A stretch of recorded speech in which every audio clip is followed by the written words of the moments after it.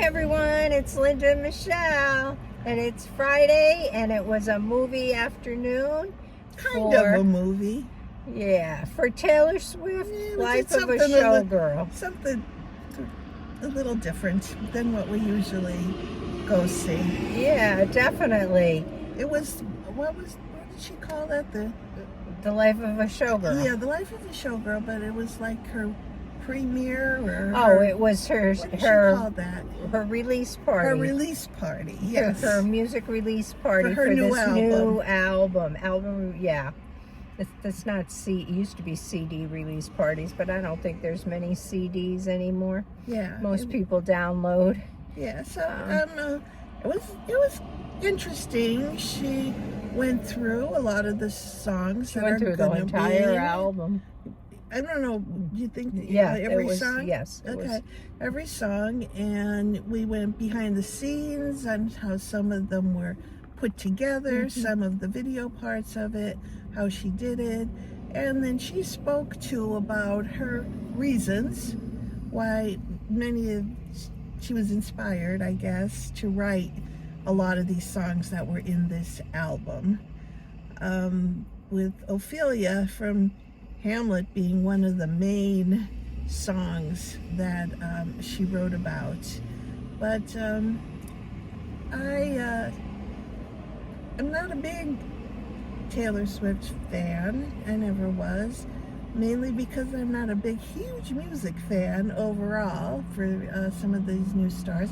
But I found it really neat and interesting, and the only thing, as I was saying to Linda before, is that there were some songs that actually I know will stick with me, a couple of them, but then a lot of the other ones to me kind of sound very similar. So that's kind of what I thought about it. Okay, for somebody who started with this with I have nothing to say, that was a lot. Oh, okay. Yeah, I am not a huge Taylor Swift fan either, but I do like her music. I am a big music fan. And so I certainly have many of her albums, but I'm not like what you would call, one of the Swifties. Are you sure, Linda? You're not a Swiftie at all? I've never been to a concert. Right. You didn't go. I thought you went to her concert. No. Okay. But I have always enjoyed her music. This album is very, very different from the last. I really loved her last album, the Tortured Poets Department, I think it was called. There were some songs on that album that I really, really enjoyed. This is a little more showgirly, upbeat kind of thing. The Ophelia song, The Fate of Ophelia, which is the title track of the album, and the music video that she created, that we watched the creation of the music video. We heard that probably 3 times in this movie, and so that kind of stayed with me. That's one. I have to hear songs more than once for them to stay with me, and that's one that will stay with me now. But the others, I'd need to hear them again and again. But I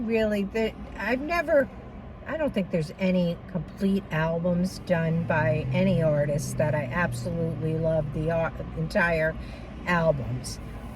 Maybe a few like the Eagles or something like that, but there's not a lot of them over my lifetime. So I don't never expect to like every song.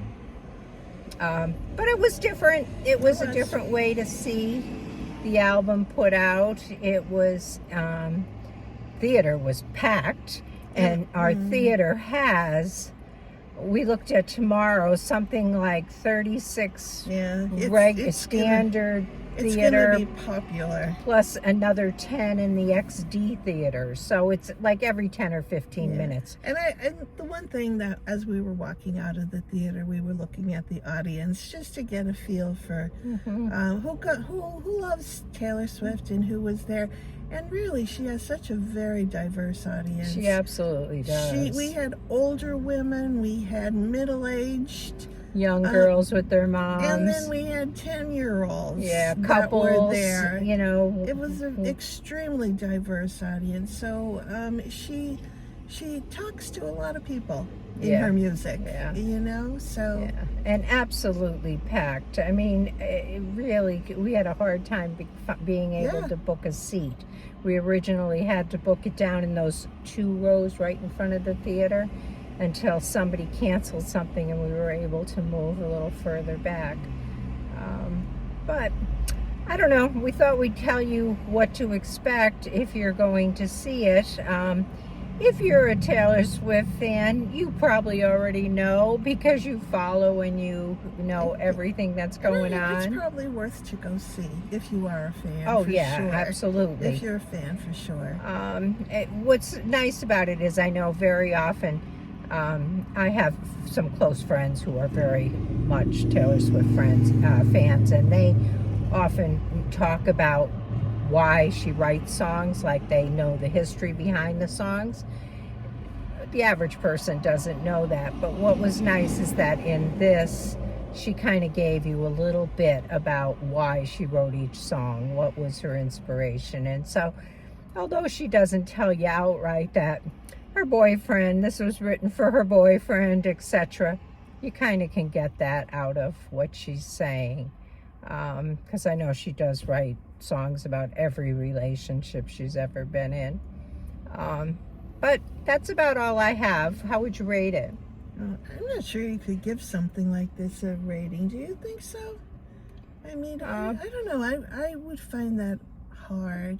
Yeah, I guess you'd basically be rating the music and I'm not quite sure not I could the rate it. production. I'm just going to say it was good. Yeah. And that's it. That's what we're going to leave you with. And we just thought that if you're somebody who's thinking, do I want to spend the money? Because it's a little more expensive than your average movie. Do you want to spend the money to go see this? Yeah, go see it. You got nothing to lose. Absolutely. She's a sweet girl.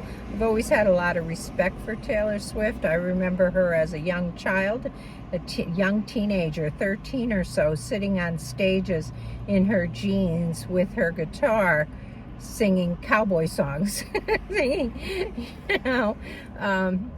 When she first was started, and she'd be so off tune, and if she wasn't recorded and she was singing live, she tended to be so off key, and that has really changed. I mean, she has really grown into a really tremendous perfectionist of a superstar for sure. Yeah.